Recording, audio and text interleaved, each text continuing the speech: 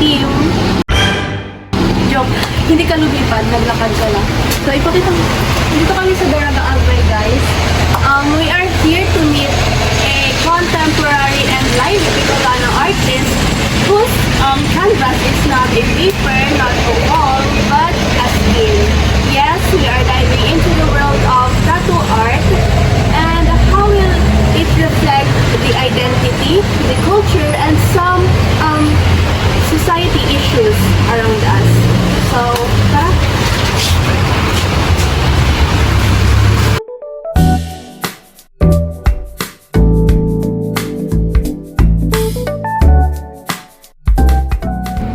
So, hello guys. We are now featuring Dead Rabbit Tattoo, also known as Kuya Good. He is a tattoo artist based now in Daraga Albay. So, kilala siya for detailed black and gray realism mixed and Filipino cultural symbol. So, through tattooing, he transforms personal stories into powerful visual art. So, ano po kuya, pwede ka po bang mag-share kahit konting infos lang po about sa ginagawa ko? So, again, I'm Ian Carlo Alamares, Kuya Good.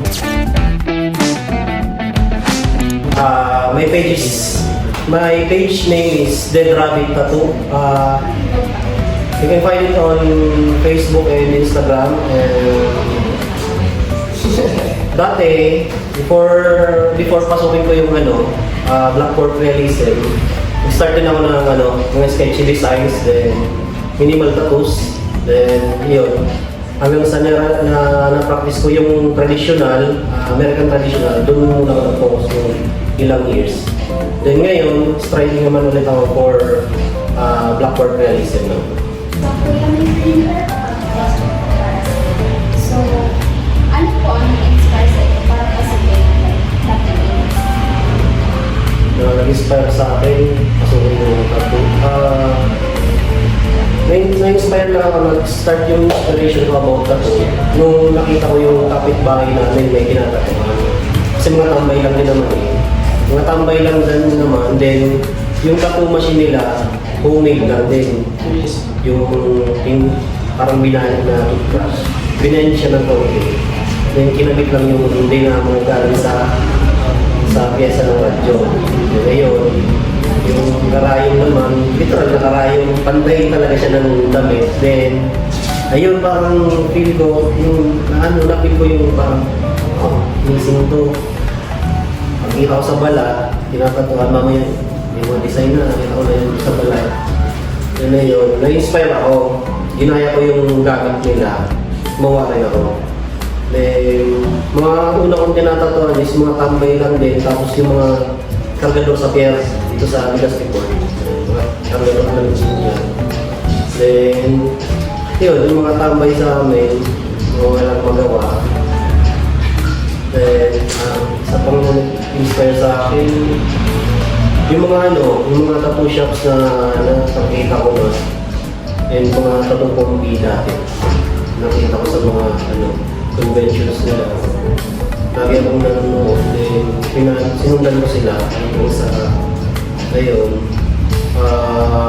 One time, kinuha din ako yung dati kong mentor, kinuha ako. And start na ako sa apprentice. So, yun po, yung next question ko po is, may mga challenges po ba kayong naranasan nung nagsisimula pa lang po kayo? Kung meron man po, ano po yung Challenges, mga struggles, gano'n. Marami. Dati nag-start ako, nung nag-start pa lang ako, apprentice. Struggles ko nun, pamasahe. Kasi medyo malayo din yung shop. Around Cabangan ako, sentrong Legazpi, Lapu-Lapu pa yun. Siyempre, wala pa akong medyo tamad din mag-discarte. Nilalakad ko lang talaga. Nilalakad ko lang hanggang doon sa may iglesia. Nilalakad ko lang. Para lang makapag-apprentice yun. Then, isa pang struggle ko din noon, nung nag-start ako, wala akong idea talaga sa pagkakataon. Wala akong idea sa pag-drawing. kung tutusin nga, ang course ko nun, nung college din ako sa BU, masyadong malayo din eh. Kasi yung tinapusan ko, automotive din. Ngayon, tattooing na. Pero yung struggle ko about sa tattooing naman, mostly mga ano lang din, yun din, sa pamasahe din, sa pag-drawing talaga, wala akong idea. Kaya, nung napasok ako sa pagtatato, doon na rin ako natuto mag-drawing. And, struggles like, kapag wala talaga naniniwala sa iyo magpatata, yun din. Another struggle din yung gawin dati. Kasi talagang wala akong idea sa pagtatato. Then paano pa yung mga gawa ko noon. Wala akong gusto magtiwala. Hindi talaga. So, ano ang question ko po yan? Ano po yung nararamdaman mo kapag nakakatapos ko kayo ng isang meaningful na tattoo? Hindi ko na to sa mga special tattoos. Pag nakakatapos ako ng mga tattoos na yung mga, iba naman kasi yan eh. Iba din naman yung story behind each tattoo. Depende din sa sa client.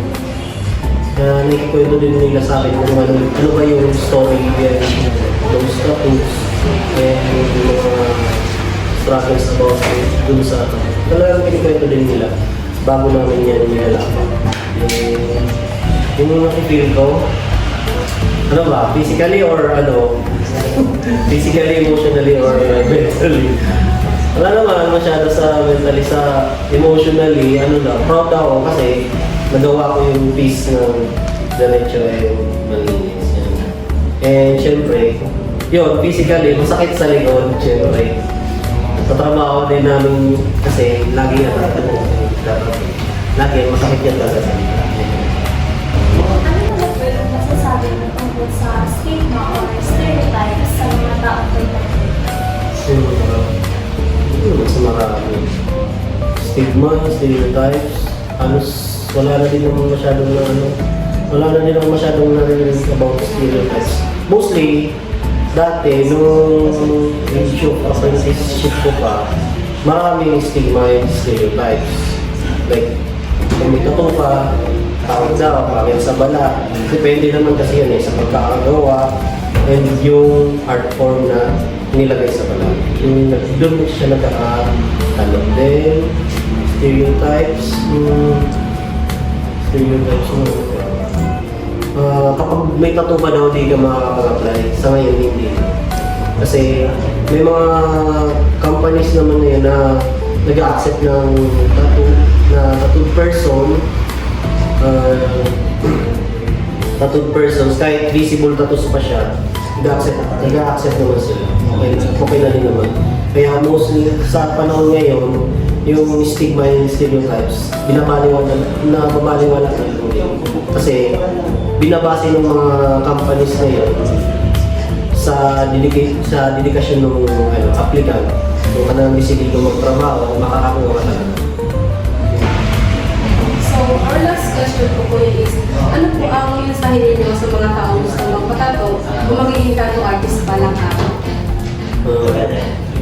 Message ko to all aspiring artists na mga gusto pa mag-aaral sa tattoo. First of all, mas magandang pag-aralan muna nila kung anong style sila mag-strive. Then, study hard about sa pag-drawing talaga. Kasi required yan eh. Hindi ka basta-basta makakapagtato, basta-basta diretso lang. Mas maganda pa rin yung may idea pa rin sa pag-drawing ng isang artist. Kasi kung hindi mahina ka sa pag-drawing, hindi mo siya basta-basta may apply sa pag-drawing. Mabagal yung process. Although, may mga gamit naman tayo ngayon na mas nakapabilis yung pag-tato, pero mas maganda pa rin yung may background sa pag-drawing.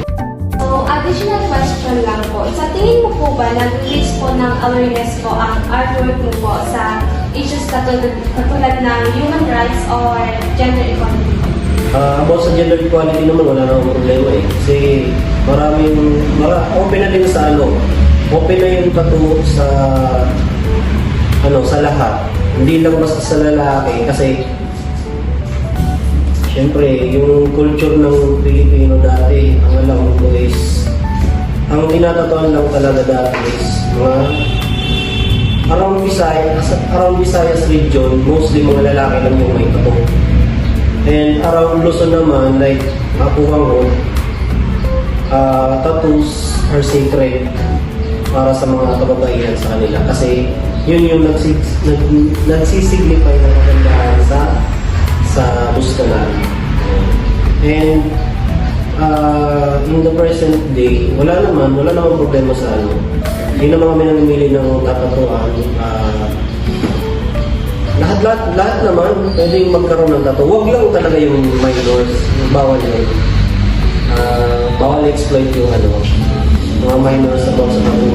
Pero sa ngayon, may mga din eh.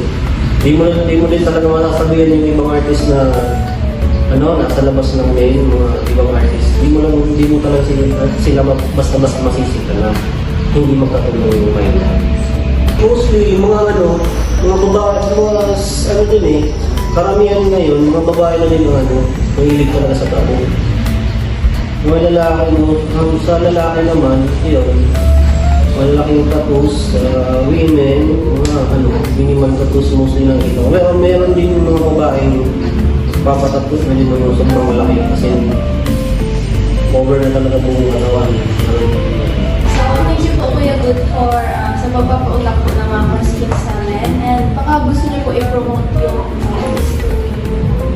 So, ayun, please like our page, Blackwater Contemporary Tattoo Studio.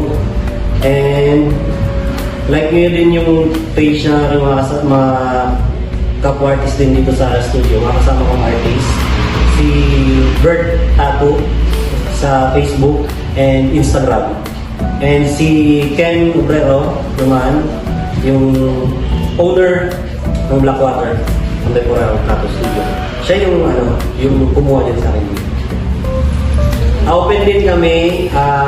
Open kami Tuesday until Sunday. 1 p.m. till 8. Yun. Thank you po. Thank you.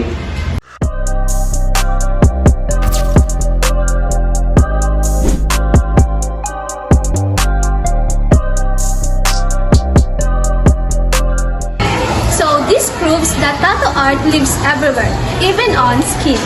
So the next time you see a tattoo, remember, it's not just a game. It might be a story, a belief, or a powerful statement.